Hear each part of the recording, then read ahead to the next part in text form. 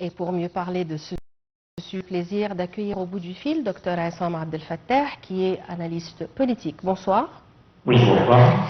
Alors, Dr Aissam, comment vous voyez les déclarations d'Antonio Guterres? Eh bien, le discours de Guterres et le discours également de Raphaël Rossi ont une orientation argumentative très simple.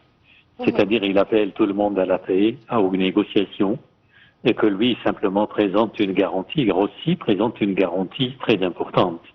C'est qu'il y a un système d'inspection dont dispose l'AEA et que ce système permettrait justement que l'Iran ne puisse pas développer l'arme nucléaire.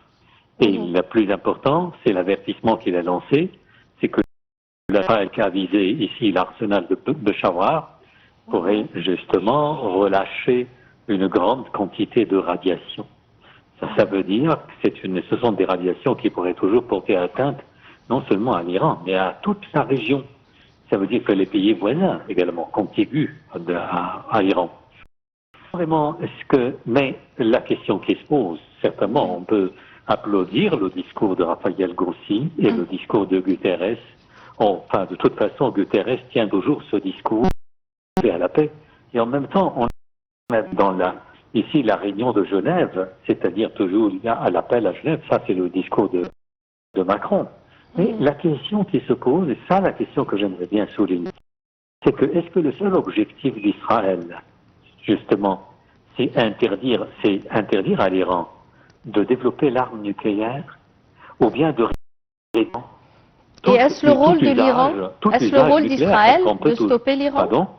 Est-ce le rôle d'Israël de stopper l'Iran, de produire l'arme nucléaire? C'est ça la question. C'est-à-dire que, non, bien sûr que non. Mais ça, c'est quand Israël parle, ou quand Netanyahou parle, quand le gouvernement israélien, il faut toujours voir derrière, au-delà de son discours, le discours de Donald Trump.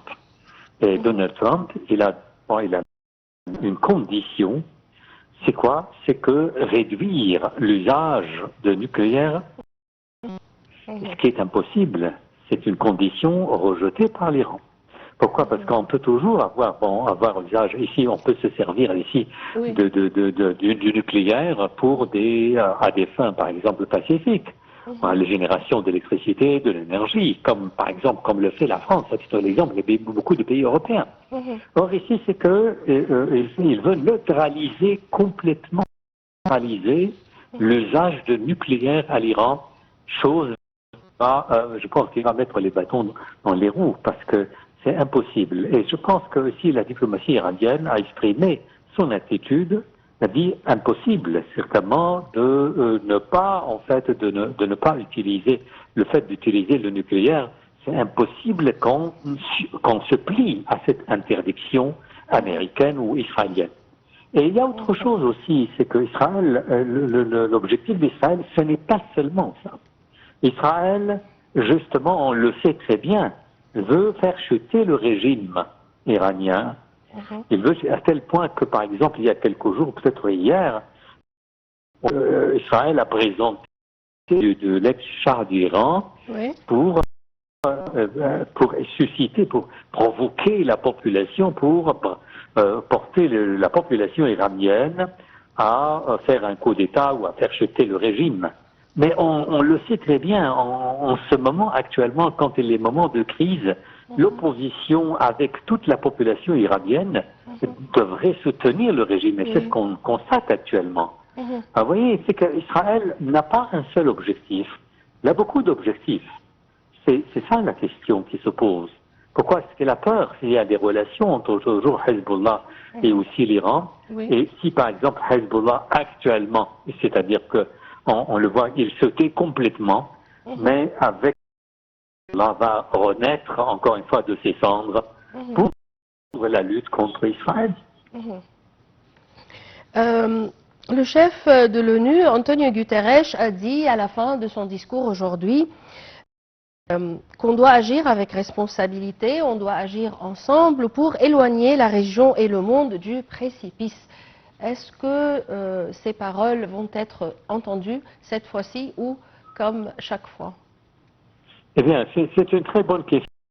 Personnellement, de mon avis, moi, je me méfie actuellement de la puissance des Nations Unies et de tout le monde. Parce que, écoutez, à titre de, je vous donne un bon exemple. Alors, les Nations Unies, qu'est-ce qu'elle a pu faire pour mettre fin au massacre des Palestiniens? Rien. Rien. Elle ne peut rien faire. Et autre chose aussi, même les dirigeants européens, ou bien la Convention de Genève, Macron, et aussi ici le conseiller allemand, et toutes les figures, enfin les dirigeants de l'Europe, qu'est-ce qu'ils ont fait pour le massacre? Et que vraiment, ce qui m'étonne personnellement, c'est qu'à titre d'exemple, Israël a déclenché une attaque, a lancé, il a fait des frappes contre l'Iran. Elle a commencé par ça, n'est-ce pas? Alors, et tout d'un coup, on entend la déclaration d'Emmanuel Macron qui avertit l'Iran. Elle dit que la France elle va protéger. Qu'est-ce que c'est ce genre de discours? Mais c'est ridicule. C'est-à-dire qu'Israël a commencé par attaquer l'Iran, et en même temps, au lieu simplement d'inciter Israël à arrêter les frappes, tout d'un coup, il se tourne vers l'Iran pour demander à l'Iran pour avertir l'Iran et que la France va protéger Israël. Et je viens d'entendre que la France vient d'envoyer aussi des armes. Mais qu'est-ce que c'est que ça? C'est de l'hypocrisie. Oui, aujourd'hui, les chefs de la diplomatie française, allemande et britannienne et iranienne se retrouvent à Genève.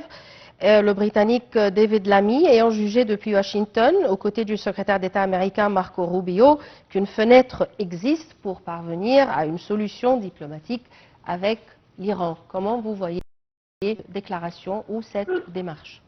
Tout ce que je peux vous dire pour répondre à vos questions, simplement, je vous dirais que les dirigeants européens n'ont pas la capacité, justement, à arrêter les frappes israéliennes.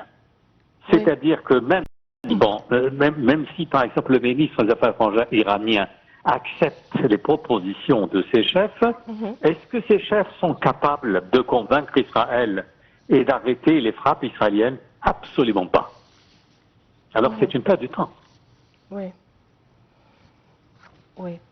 Alors, comment vous voyez les démarches prises par le ministre des Affaires étrangères, Badr Abdelghati, concernant cette crise? On voit certainement la diplomatie égyptienne est très active. Tout ce qu'elle peut faire actuellement, c'est de lancer des avertissements. C'est que ici, l'embrasement dans la région, l'embrasement pourrait nuire à tout le monde. Et c'est-à-dire que ce n'est pas dans l'intérêt des Américains, à titre d'exemple, d'intervenir. Parce que les Américains ont des bases très importantes dans les pays du Golfe. Et ces bases sont à la portée de l'armée iranienne, des missiles iraniens. Oui. Docteur Essam Abdel Fattah, je vous remercie pour vos éclaircissements. Je rappelle que vous êtes analyste politique.